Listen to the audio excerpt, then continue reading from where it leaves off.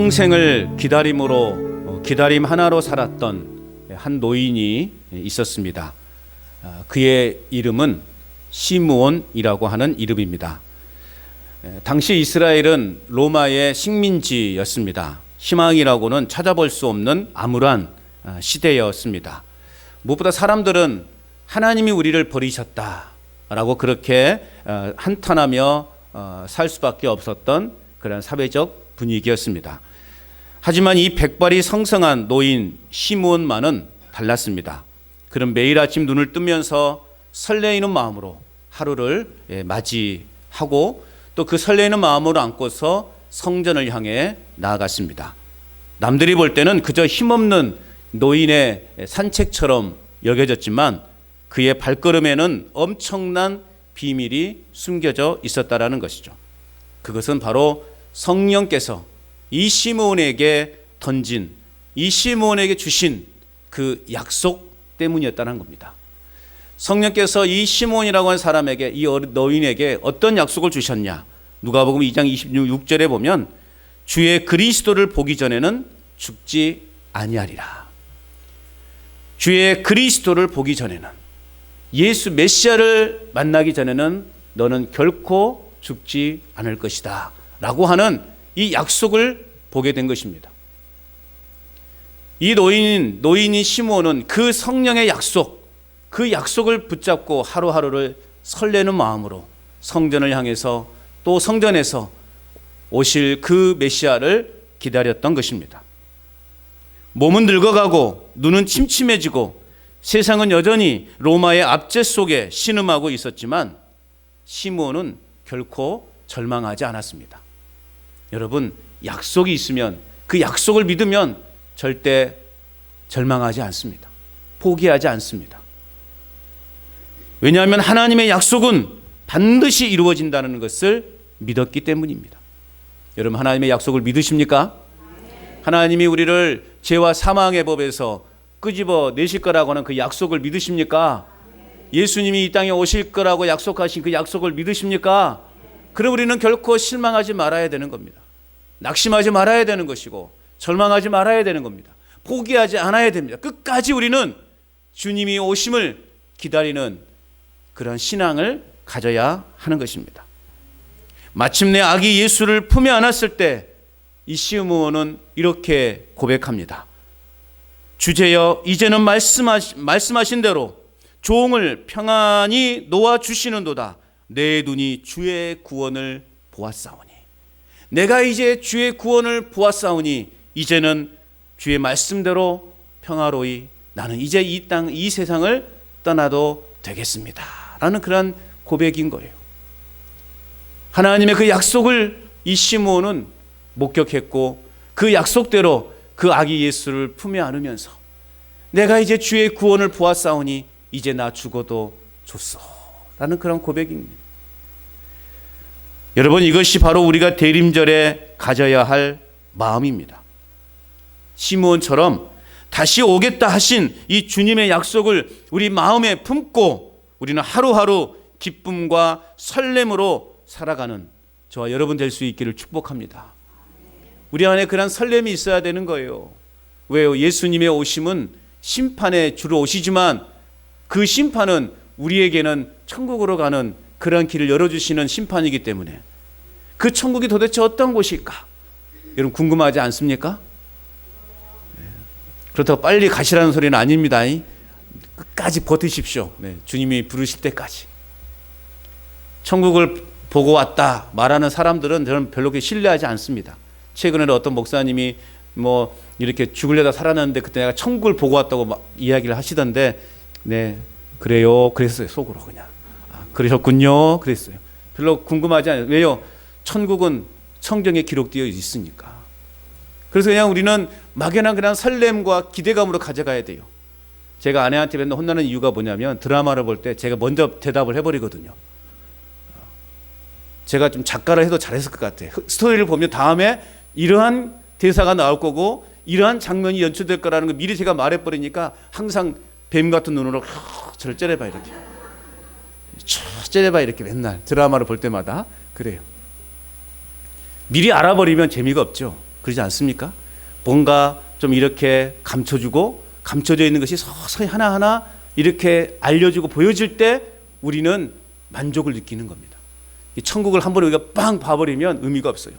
천국이 어떤 곳인가를 우리가 일상의 삶 속에서 정말 부딪히면서 경험하고 조금씩 그 비밀을 알아갈 때 그 짜릿함, 그 맛에 우리가 신앙생활을 하는 것이거든요. 한 번에 하나님께서 물론 그냥 왕창 우리에게 주실 수 있지만 그럼 우리가 신앙생활 할 재미가 없죠. 이 땅에 이렇게 우리가 힘겹게 살아갈 이유가 없는 거죠. 때로는 이렇게 험한 길을 걷는 것처럼 어두운 터널을 지나는 것처럼 그런 삶을 겪으면서 그 속에서 우리가 이 천국이 뭔가를 우리가 발견해 가는 것, 그 짜릿함 속에서 우리는 하루하루 살아가게 되는 겁니다. 우리 안에 설렘이 있어야 됩니다. 그 설렘은 주님이 어떤 모습으로 오실까, 내가 어떻게 주님을 맞이할까에 대한 그 설렘.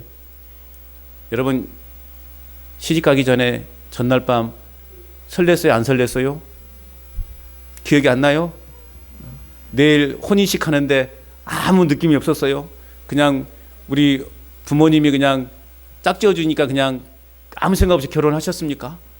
그래도 결혼식 전날 뭔가 설렘이 있었지 않았겠어요? 아니군요. 고생들 하셨네. 어떻게 사셨을까? 그런 설렘도 없이 일평생을 어떻게 사셨을까? 참 존경스럽습니다, 여러분. 네, 버티시느라고 고생하셨습니다.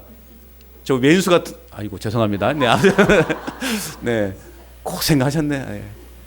어쨌든 여러분 결혼을 앞두고 그 전날 내 신랑 신부를 맞이하기 위한 그 설렘, 신랑으로 오실 그 주님을 어떻게 내가 맞이할까?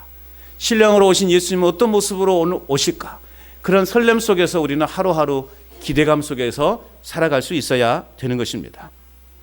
오늘 본문 빌립보서는 바로 이 약속을 믿는 사람들, 주님이 오실 거라고 하는, 주님이 다시 이 땅에 오실 거라고 하는 그 약속을 믿는 믿음의 사람들이 이 땅에서 그러면 어떻게 그 예수님을 기다리며 살아야 하는지를 보여주는 말씀인 거예요. 오늘 바울은 우리에게 뭐라고 말하고 있냐면 그냥 기다리지 말라 그렇게 말하고 있어요. 아무 생각 없이 기다리지 말라 그렇게 말하고 있어요. 그럼 어떻게 기다리라고요? 기뻐하며 기다리라고 말하고 있습니다. 따라서 합시다. 기뻐하며 기다려라. 기뻐하며 기다려라. 기뻐하며 기다리라. 오늘 사도 바울이 우리에게 권면하고 있는 것입니다. 오늘 이 말씀을 통해서 대림절을 보내는 우리의 심령에 바로 이 하늘의 기쁨이 회복되는 은혜가 있기를 주님의 이름으로 축복합니다. 그럼 구체적으로 우리는 어떤 마음으로 주님의 다시 오심을 기다려야 되는가? 첫 번째는 우리는 주 안에서 기뻐해야 합니다. 주 안에서 기뻐하시길 바랍니다. 4절 말씀 우리 같이 읽어볼까요? 4절 시작.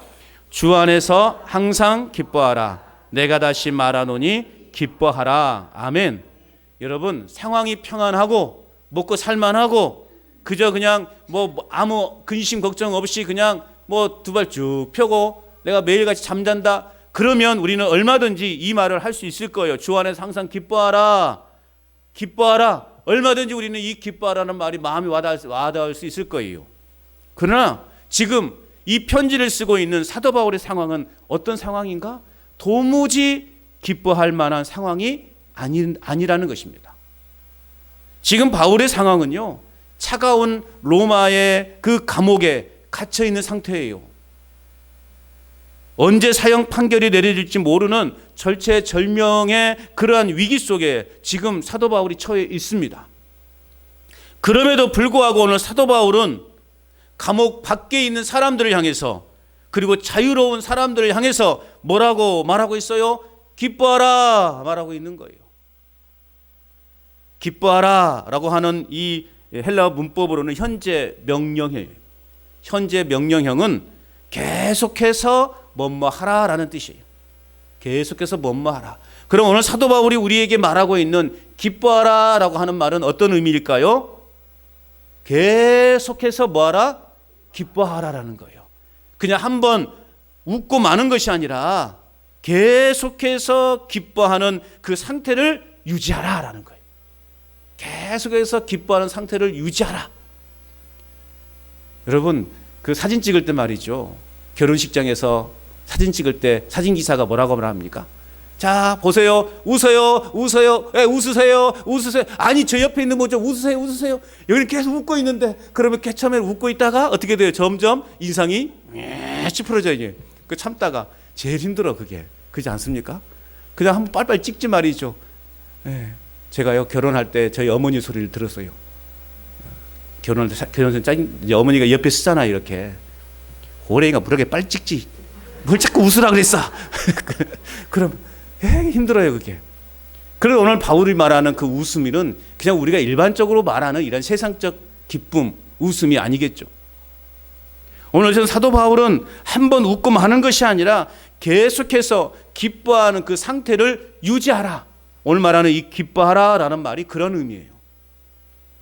또한 기뻐하되 어떻게 기뻐하라고 말하고 있어요? 주 안에서 기뻐하라 명령하고 있어요. 여기서 중요한 것은 뭐뭐 안에서예요. 뭐뭐 안에서. 물고기가 물 안에서, 어항 안에서 살아야 안전하죠. 오늘 우리도 주 안에서 살아야 안전한 거예요. 바울이 말하는 근심의 기쁨의 근거는 그래서요, 환경이 아니라는 말이에요. 세상의 기쁨은 어떤 기쁨입니까? 감옥 밖에서의 기쁨이에요. 돈 안에서의 기쁨이에요. 건강 안에서 기쁨이에요. 또 성공 안에서의 기쁨, 이게 바로 세상적 기쁨이라는 거예요. 이거 다시 말하면 조건적 기쁨이에요. 내가 성공해야 기뻐한다. 내가 건강해야 기뻐한다.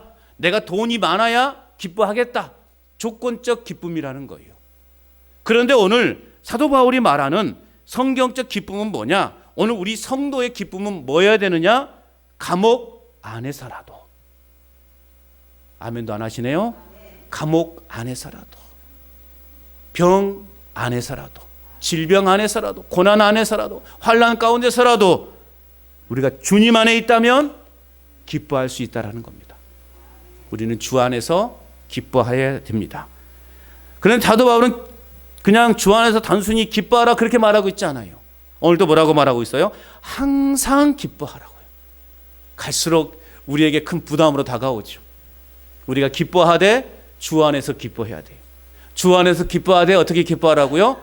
항상 기뻐하라라고 말했어요. 모든 시간, 어떠한 경우에서라도 너희는 기뻐하라라고 오늘 사도 바울이 명령하고 있는 겁니다.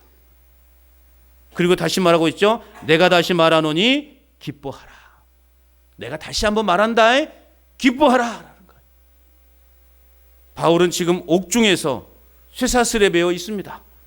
감옥 밖에 있는 성도들에게 그 성도들의 근심을 알기 때문에 비록 내 몸은 지금 감옥에, 차가운 감옥에 갇혀 있지만, 그러나 감옥 밖에 있는 성도들의 근심을 알기 때문에 오늘 사도 바울은 목이 터져라 외치고 있는 거예요. 제발 부탁이니 제발 상황을 바라보지 말고 주 안에서 항상 기뻐하라. 사도 바울이 감옥 밖에 있는 사람들에게 이렇게 외치고 있는 것입니다.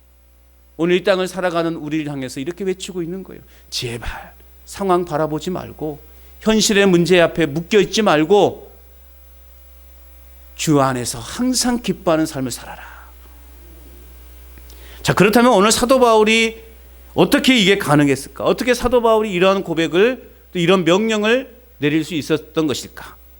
바울은 과거에 빌립보 지역에서요, 전도할 때 이미 이 기쁨을 몸소 체험했습니다. 사도행전 16장에 보면 바울과 실라는 억울하게 매를 맞고 감옥에 갇혔어요.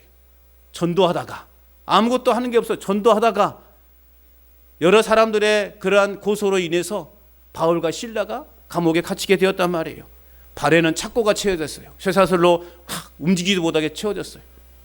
그리고 몸은 얼마나 맞았는지 피투성이가 되어 있어요. 그런데 그들은 한밤중에 무엇을 했습니까? 바울과 실라는요, 하나님 앞에 기도했고요, 찬송을 했습니다. 감옥이 갑자기, 캄캄한 감옥이, 냄새나는 감옥이 갑자기 5성급 호텔로 변해서 이들이 하나님을 찬송한 게 아니었습니다. 매를 맞았던 그곳이, 그 상처가 그냥 어느 한순간에 싹 깨끗하게 나아서 이들이 하나님을 찬송한 게 아니었단 말이에요. 환경은 여전히 차갑고 어두운 감옥이었어요. 매를 맞아서 터진 그곳이 막 쓰라리고 막 아픈 그런 상황이었단 말입니다. 그러나 그들의 영혼은 어디에 있었을까요? 비록 그들의 몸은 묶여 있었고 상처나고 피투성이었지만 그들의 영혼은 어디에 있었을까요? 따라서 합시다. 주 안에. 어디에 있었어요?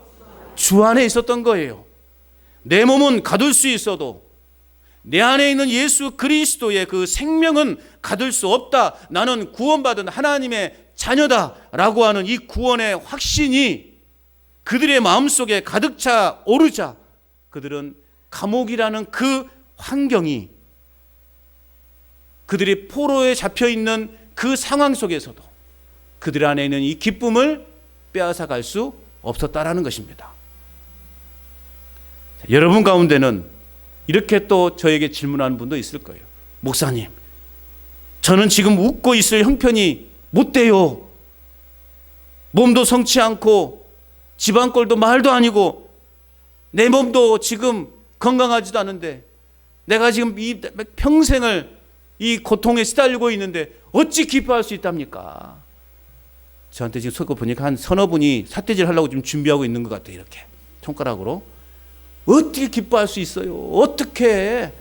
그렇게 저에게 따져 물으실 분도 아마 계실 겁니다. 그래요. 세상적 관점에서는 기뻐할 수 없을 거예요. 그러나 여러분, 내가 지금 주 안에 있다는 사실, 하나님이 나의 아버지가 되시고 내가 그분의 자녀가 되었다는 사실, 이 구원의 관계가 흔들리지 않는다면 우리는 어떤 상황 속에서도 기뻐할 수 있다는 사실을 믿으시기 바랍니다. 우리가 기뻐할 수 있는 이유는 내가 주 안에 있기 때문에 그러는 거예요. 내가 주 안에 머물러 있으면 우리가 어떤 상황 가운데 있다 할지라도, 내가 어떤 형편에 처해 있다 할지라도 우리는 기뻐할 수 있는 것입니다.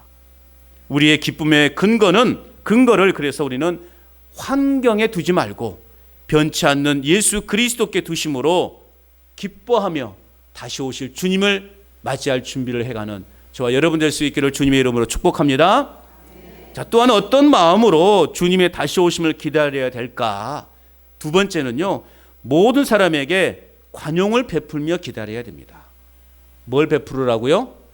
관용. 자, 5절 말씀 읽어보면 5절 시작.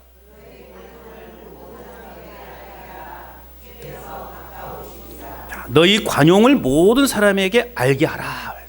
관용이 뭐예요? 관용은요, 너그러운 마음, 양보하는 마음, 남의 허물을 덮어주는 마음, 이게 관용이에요. 그러니까 너희 관용, 우리의 관용을 모든 사람에게 알도록 하라라는 그렇게 말하고 있어요. 고대 철학자 아리스토텔레스라고 하는 사람은요, 이 관용을, 이 단어를요, 정의보다 더 나은 정의라고 그렇게 이야기했어요. 정의보다 더 나은 정의. 즉 법대로, 원칙대로 하면 상대방을 반드시 처벌해야 되는 거예요. 그리고 내가 옳은 거예요. 내 판단이 옳았고 내 상황이 옳았어요. 그러나 법의 엄격함을 완화해서 상대방을 배려하는 태도, 그리고 내 것을 내려놓는 그 상황, 그 태도를 오늘 성경에서 말하는 관용이라고 하는 거예요. 다시 말하면 성도의 관용이란 뭐냐? 나에게 정당한 권리가 있어요. 그럼에도 불구하고 끝까지 그것을 주장하지 않고 양보하는 태도, 그것이 오늘 성경이 말하는 성도로서 가져야 될 관용의 자세라는 거예요. 반대로 세상은 내 권리를 내가 찾는다고 악착같이 싸우죠. 내가 내 것을 지키기 위해서 그냥 싸우죠. 내 뜻을 관철시키기 위해서 핏대를 세우면서 막 그렇게 목소리를 높이죠. 그러나 성도는 억울해도 너그럽게 물러설 수 있어야 되는 것입니다. 내 것을 양보할 수 있어야 돼요. 내 것을 나눌 수 있어야 되는 것입니다. 그런데 오늘 바울은 관용을 베풀어야 되는 이유에 대해서 아주 독특하게 표현하고 있어요. 너희 관용을 모든 사람에게 알게 하라. 왜요? 왜? 내가 없는 말을 질문하지 않는다 그랬죠. 너희 관용을 모든 사람에게 알게 하라. 왜요? 주께서 가까우시니라. 주께서 가까우시기 때문에. 시간적으로 말하면 주님께서 오시는 때가 가까웠다라는 의미예요.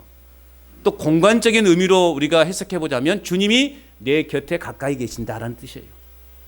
따지고 보면 같은 말이에요. 주님께서 가까이 오고 계시다. 주님이 늘 내 곁에 계신다. 주님이 우리의 진정한 재판관으로 오시는 거예요. 여러분, 판사가 이제 재판장에 보십시오. 판사가 있고 이제 변호인이 있고 검사가 있죠. 이 변호인과 검사가 막 치열하게 논쟁을 하죠. 죄가 없습니다. 죄가 있습니다. 막 치열하게 논쟁을 합니다. 그러면 최종 판결을 누가 합니까? 판사가요. 아무리 지네들이 치고받고 싸워도 판사가 죄 없음, 무죄가 되는 거예요. 피 튀기고 싸워도 너 죄 있어. 징역 3년 살아야 되는 거예요. 이렇게 여러분 세상의 재판정에서도요, 판사의 그런 권위가 대단한 거죠. 그런데 우리 주님은 모든 만물의 심판자, 모든 인류의 재판장으로, 진정한 재판장으로 오신다고요. 그런데 우리가 그 재판장의 앞에 있는데도 불구하고 너 잘했네, 나 잘했네, 서로 막 치고받고 싸울 이유가 없다라는 거예요. 왜요?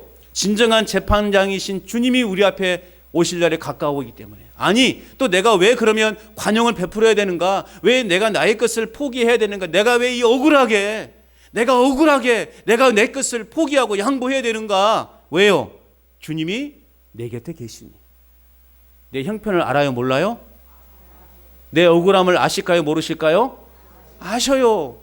그러면 주님이 누가 판단하신 거예요? 주님께서 판단하실 거라는 거예요. 주님이 재판장이신 주님이 내 앞에 계셔요. 내 곁에 계신다고요. 내 모든 일거수일투족을 다 아신다고. 내 마음의 생각까지도 아셔요. 나의 억울함, 나의 답답함도 우리 주님이 다 아신다고요. 그러면 내가 가서 막 멱살 잡고 싸울 필요가 있냐고요. 그냥 이 땅에서는 다 양보하시고 억울해도 아이고 참고 그것을 누가 아셔요? 주님이 아신다는 거예요. 그럼 재판장으로 오신 주님께서 그거에 대해서 판단하실 거라는 거예요. 나의 억울함을 들어주시고 위로해 주실 거라는 것입니다.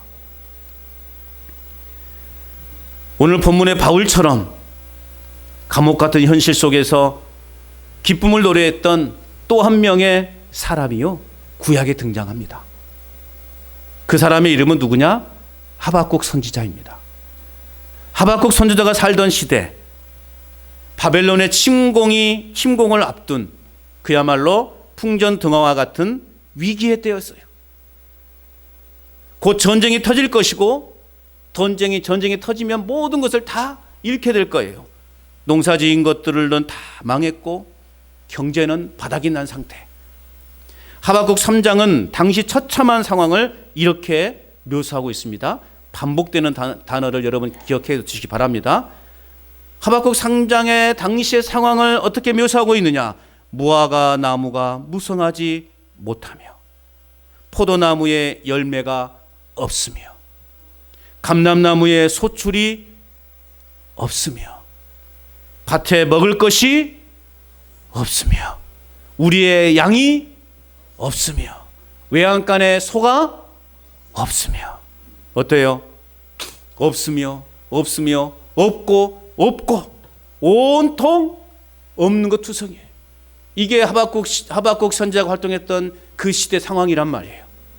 지금으로 말하면 사업은 부도가 나고 내 건강은 잃어버렸고 통장의 잔고는 바닥이 난 상태. 도저히 웃을 수 없는 그러한 상황. 뭐 남을 배려하고 남에게 관용을 베풀고 그럴 만한 여유도 없는 그러한 상황. 관용? 에라 뭐나 줘버려라. 뭘 줘야 돼? 누구한테 줘야 돼요? 거기까지만 하십시오. 괜히 입이 더러워지니까. 관용? 에라 줘버려라 하는 그런 시대였어요. 그야말로 절망 그 상태였어요. 그런데 그 절망의 끝자락에서 하박국 선지자는 기적 같은 고백을 터뜨립니다. 뭐라고 터뜨릴까요? 나는 여호와로 말미암아 즐거워하며 나는 구원의 하나님으로 말미암아 기뻐하리로다. 할렐루야. 하나님으로 말미암아 즐거워하며 구원의 하나님으로 말미암아 나는 기뻐하겠다. 도대체 어떻게 이런 일이 가능할 수 있었던 것일까? 포도 열매가 넉넉해서가 아니에요. 우리의 양이나 소가 막 넘쳐나서가 아니에요. 그 모든 것이 다 사라져도 영원히 사라지지 않는 단 한 분, 나를 구원하신 하나님.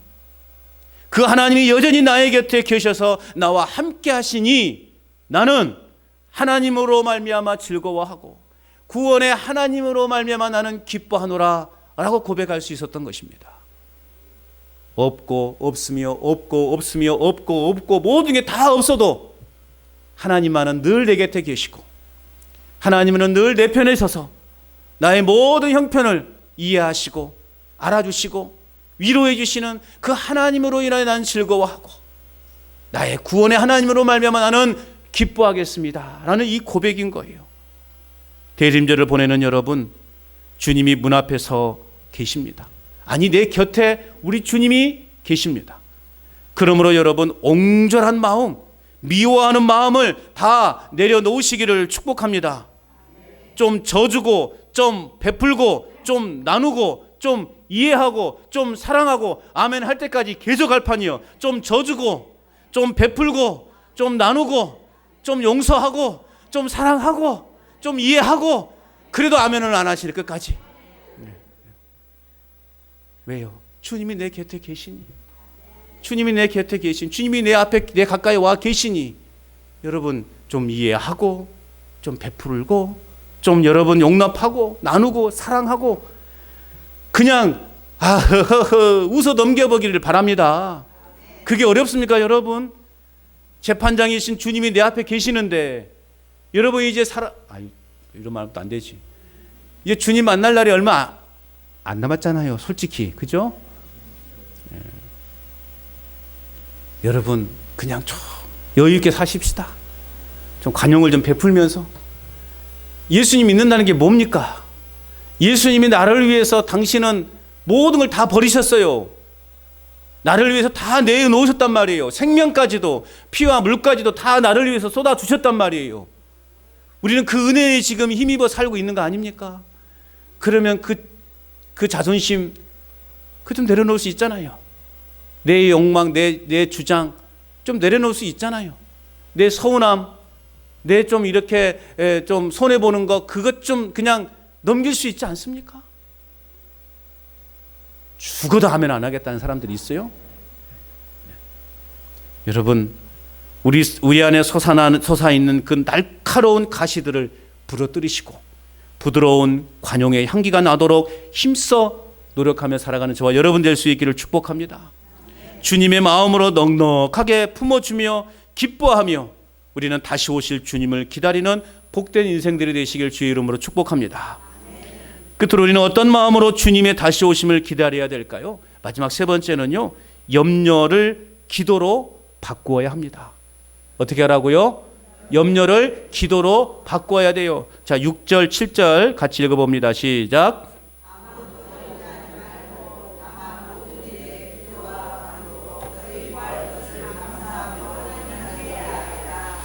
그리하면 모든 지각에 뛰어난 하나님의 평강이 그리스도 예수 안에서 너희 마음과 생각을 지키시리라. 아멘. 여러분, 우리가 기뻐하지 못하도록, 우리가 기뻐하며 살아가지 못하도록 하는 가장 큰 적이 무엇인지 아세요?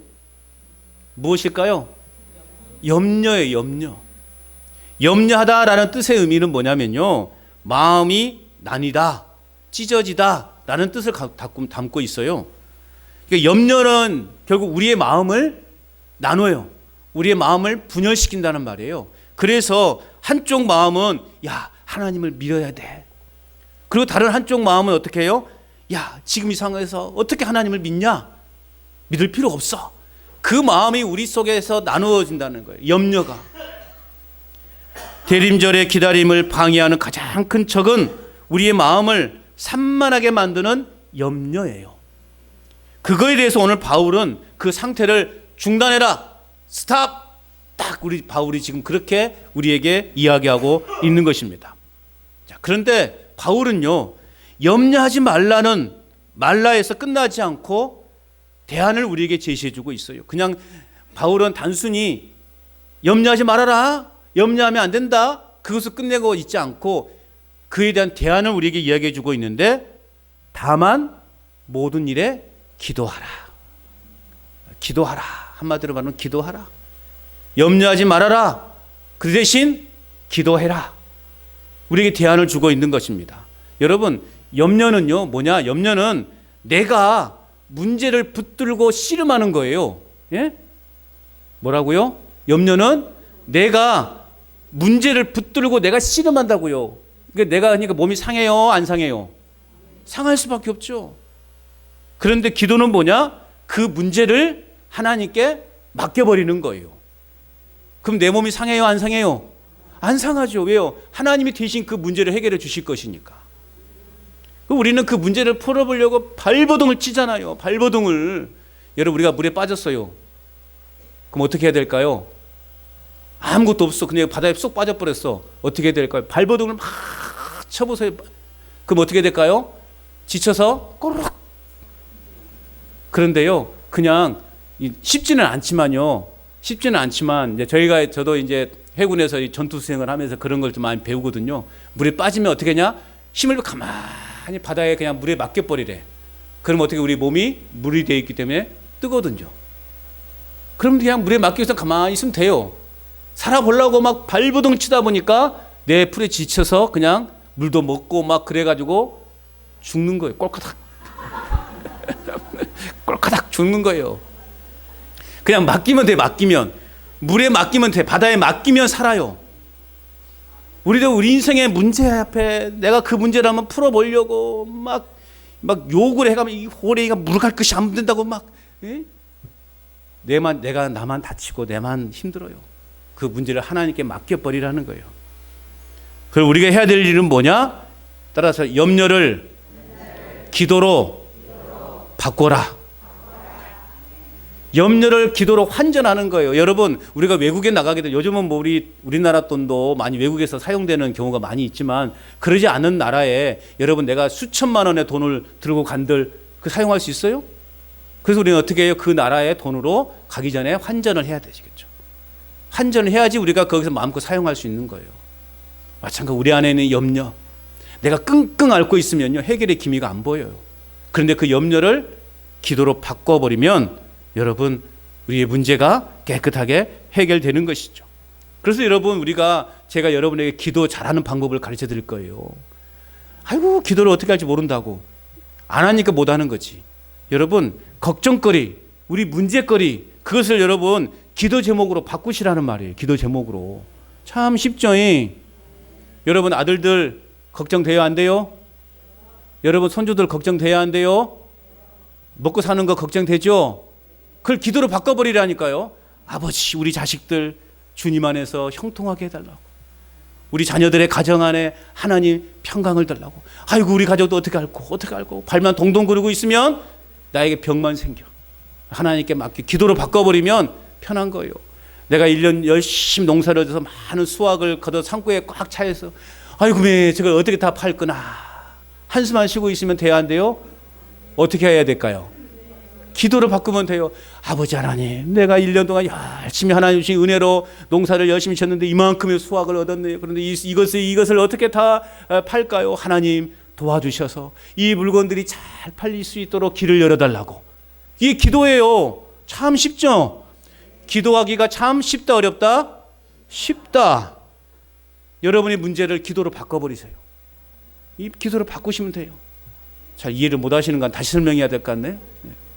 우리의 문제를, 우리의 걱정거리를 기도로 바꿔버리면 되는 거예요. 근데 특별히 오늘 사도 바울은 뭐라고 말하고 있냐? 감사함으로 아뢰라. 감사함으로 아뢰라. 아직 문제가 해결되지 않았어요. 그런데 어떻게 감사할 수 있을까? 사도 바울은 지금 어디에 있어요? 감옥에 갇혀 있어요. 그런데 어떻게 감사가 나올 수 있을까요? 아직 기도에 응답받지 못했어요. 아직 감옥의 문이 열리지 않았어요. 그러나 감사함으로 하나님께 아뢰라 라고 하는 이 말은 뭐예요? 하나님이 가장 선한 길로 인도하실 것을 믿고 미리 감사하라는 것입니다. 내가 지금 큰 어려움에 처해 있어요. 하나님이 나를 이 어려움에서 건져내실 줄로 믿고 하나님 감사합니다. 할렐루야. 이 믿음이에요. 이것이 바로 믿음인 거예요. 하나님 지금 상황은 감옥 같지만 하나님이 결국 선하게 인도하실 줄로 믿고 하나님 감사합니다. 여러분 이러한 믿음을 가지시기를 축복합니다. 그럼 하나님은 공짜가 있어요? 없어요? 없어요. 이렇게 기도하면 어떤 결과가 주어져요? 7절 말씀에 보니까 놀라운 약속이 주어지죠. 하나님의 평강이 너희 마음과 생각을 지키시리라. 할렐루야. 여러분 이렇게 믿음으로 기도하고 감사함으로 아랠 때 하나님이 나의 인생을 선한 길로 인도해 주실 줄로 믿고 미리 감사합니다 라는 그러한 믿음 가운데 있는 자들에게 하나님은 어떤 약속을 주느냐? 너희 마음과 평강의 그리스도께서, 평강의 하나님께서, 하나님의 그 평강이 우리의 마음과 생각을 지켜주실 것이다. 지키다 라고 하는 말, 이것은요 군인들이 보초를 선다는 군사 용어예요. 보초를 서니 안심한 거죠. 하나님의 평강이 보초병처럼 우리 마음의 문 밖에 딱 버티고 서가지고요 어떻게 해요? 공포가, 두려움이, 염려가 들어오지 못하도록 딱 지키고 있는 거예요. 하나님의 평강이 상상이 돼서 여러분 그 이미지를 떠올려 보시라고요. 하나님의 평강이 우리 마음 문 밖에서 딱 지키고 있는 거예요. 딱 잊고 있다가 염려가 오면 가, 근심이 오면 가, 두려움이 오면 왜 안 해? 여러분 좀 같이 하라는 의미예요. 하라는 의미. 제가 이렇게 계속 반복하는 것은요, 자 하나님의 평강이 우리 마음 문 밖에 딱 서서 있어요. 두려움이 와요? 그렇죠. 염려가 와요? 재밌죠? 예. 하나님의 평강이 우리 마음 문 밖에 서서 보초를 서고 계시는 거예요. 그래서 우리에게 두려움이 오면 가라, 염려 가라.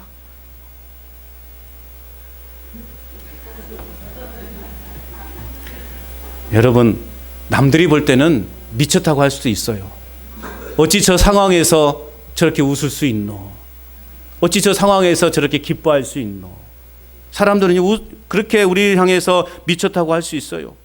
그런데 여러분 기도가 터지면, 이런 하나님의 은혜를 우리가 누리면 여러분 기쁨이 터져 나올 수밖에 없어요. 이것을 무엇으로 설명할 수 있느냐? 논리적으로 설명이 안 되는 거예요. 여러분 믿음이라고 하는 것은요 과학적으로 증명할 수 없는 거예요. 그런데 사람들은 증명해 보라 그래요. 그래서 우리가 어떻게 증명해 줘야 돼요? 하나님 어디 계셔요? 아따 참말로 언제까지 내가 이렇게 해야 되는가?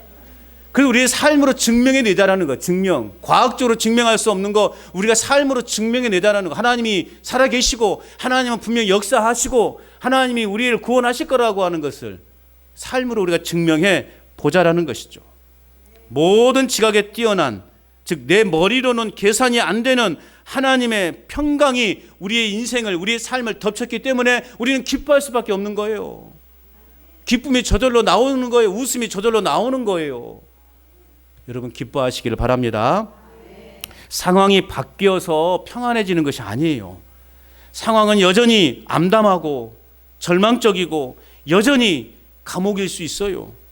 그러나 기도하는 자에게 하나님이 부어주시는 세상이 알 수 없는 평강에 임하게 된다는 사실을 여러분 믿으시기 바랍니다.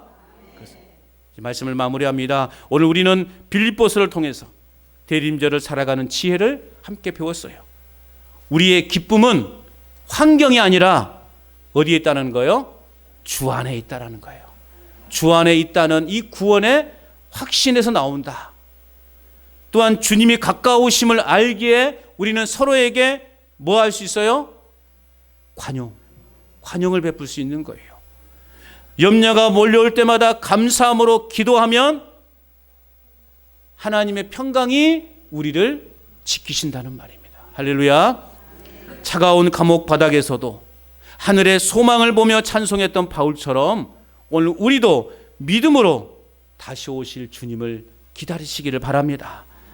주 안에 있는 자에게 딴 근심이 있으랴. 할렐루야. 주 안에 있는 자에게 어떻게 딴 근심이 있겠습니까? 우리의 근심은 내가 어떻게 하면 좀 더 주님을 더 잘 믿을까? 내가 어떻게 하면 주님의 말씀을 더 잘 깨달을까? 내가 어떻게 하면 한 영혼을 주 앞으로 인도할까? 이게 우리의 근심이 되는 거예요. 우리가 기다리는 분은 심판자가 아니라 나를 위해 십자가를 지셨던 사랑의 주님입니다. 그래서 우리는 그 주님을 기다리는 거예요. 세상 사람들이 생각하는 심판주로만 우리가 생각한다면 그 주님을 우리는 가급적이면 기다리지 않겠죠. 그러나 심판주로 오시는 그 주님은 심판주가 아니라 사랑의 주님으로 우리에게 오시는 거예요. 그래서 우리는 그 주님을 기다리는 것입니다. 그분이 오고 계심을 믿으시기 바랍니다. 그래서 이번 한 주간 막연한 기다림이 아니라 정말 설레는 기다림으로 살아갈 수 있어야 됩니다. 우리의 슬픔이 변하여 춤이 되고 우리의 염려가 변하여 찬송이 되는 기적 같은 이 대림절 기간을 보내는 저와 여러분 될 수 있기를 주님의 이름으로 축원합니다.